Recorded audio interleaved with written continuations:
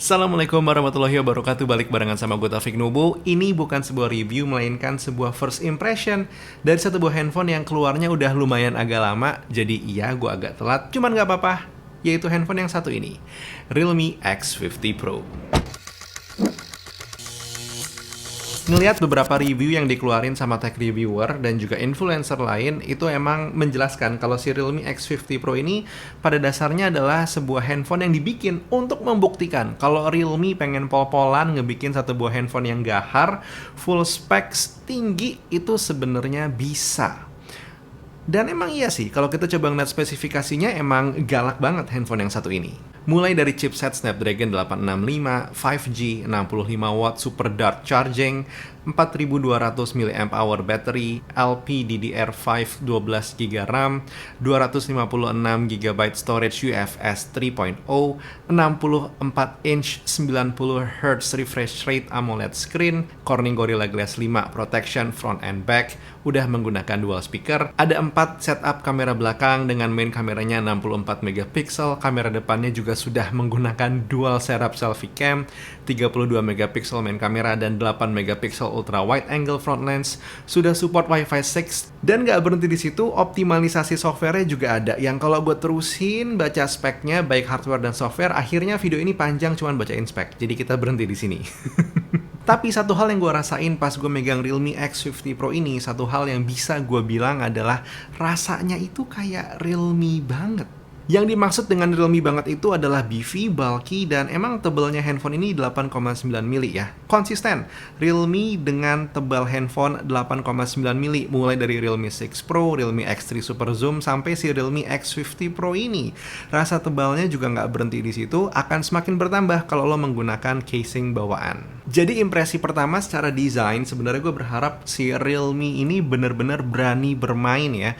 Bukan masalah warna, karena menurut gue kayak warna mouse green, terus juga warna rust red, itu sebenarnya menurut gue udah bagus, tapi garis-garis desainnya, lengkungannya ini loh yang gue berharap sebenarnya Realme berani bermain. Mungkin harapannya adalah memiliki konsistensi kali ya antara satu device Realme dengan device Realme yang lain. Tapi mengingat harga si Realme X50 Pro ini cukup premium, I do hope they do something different. Konsistensi desain juga bisa lo temuin di kamera modulnya, di mana lagi-lagi lingkaran kuning yang ada di kamera Realme X50 Pro bisa ditemukan di Realme lain dengan seri yang lebih rendah dibandingkan dengan Realme X50 Pro ini.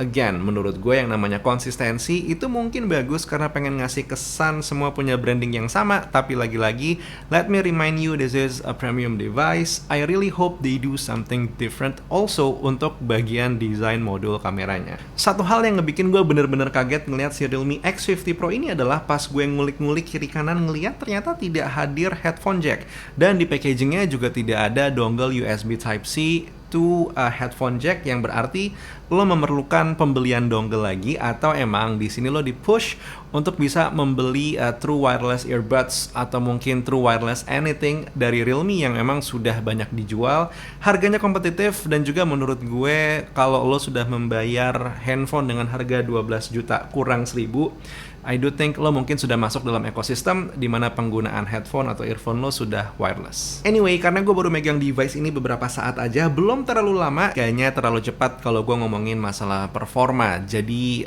gue akan skip dulu bagian itu, nanti mungkin pas lagi review bakal gue omongin. Tapi untuk nilai benchmark, gue menggunakan Geekbench, gue mendapatkan angka 883 untuk single core dan juga 3233 untuk multicore.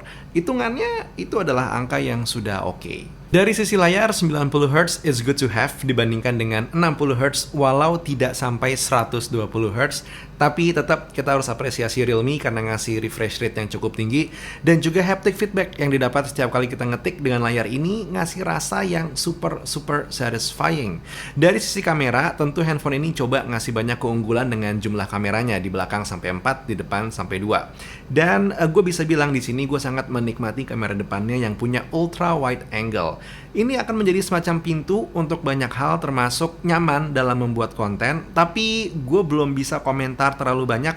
Ide bahwa ini bisa menjadi content making device yang menyenangkan itu baru terpikirkan tanpa gue bisa memberikan bukti. Mungkin nantilah, lagi-lagi pas gue bikin video reviewnya, gue akan bisa cerita segimana menyenangkannya kalau menggunakan Realme X50 Pro untuk bikin konten. Kalau dari tadi gue banyak nyebut kata-kata nanti di video review, karena emang sekali lagi harus gue tegaskan, video ini bukan video review, melainkan video first impression gue sama Realme X50 Pro.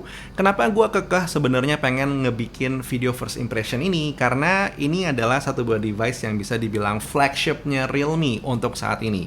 Dan layaknya sebuah flagship, biasanya flagship memberikan first impression yang berbeda dibandingkan dengan device-device lainnya.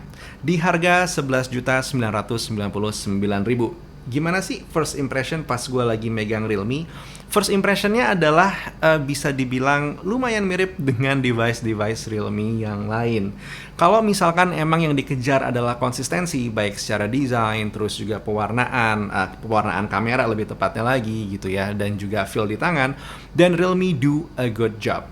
Dan sepertinya statement dari teman-teman reviewer dan juga influencer yang bilang kalau misalkan si Realme 50 Pro ini dibikin untuk membuktikan bahwa Realme itu bisa ngasih spek gahar ke dalam device-nya, itu tepat. Karena gini, kalau Realme X50 Pro ini bisa dibilang sebuah flagship, maka yang belum ada dari Realme X50 Pro dibandingkan dengan device-device Realme yang lain adalah perbedaan. Ya, kita masih dapat packaging yang sama, lagi-lagi desain body yang mirip, tebal yang sama, desain modul kamera juga sama. Jadi, it's practically the same, tapi secara spek internal lebih galak. At one point gue juga berpikir apakah ini jadi buah si malakama sebenarnya, karena Realme kan selama ini terkenal dengan handphone yang harganya bersaing tapi speknya bisa dibilang all out. Kali ini mereka all out, harganya agak tinggi, tapi ya begini. Anyway, with that said, gue tetap senang gue megang device yang satu ini. Kasih gue waktu 1-2 minggu untuk nyoba si Realme X50 Pro ini benar-benar untuk menceritakan gimana experience-nya nanti. Dan kalau lo nggak pengen ketinggalan video yang itu, jangan lupa untuk klik tombol subscribe dan juga nyalain notifikasinya untuk all notification, jadi nggak ketinggalan pas videonya keluar. Anyway, kalau lo ada 1 atau 2 hal yang pengen lo ceritain atau mungkin pengen lo tanyain tentang Realme X50 Pro, silakan tulis di kolom komentar. I guess that was the video for now. I'll see you on the next one. Taufik Nobo cabut. Assalamualaikum warahmatullahi wabarakatuh. Skadush.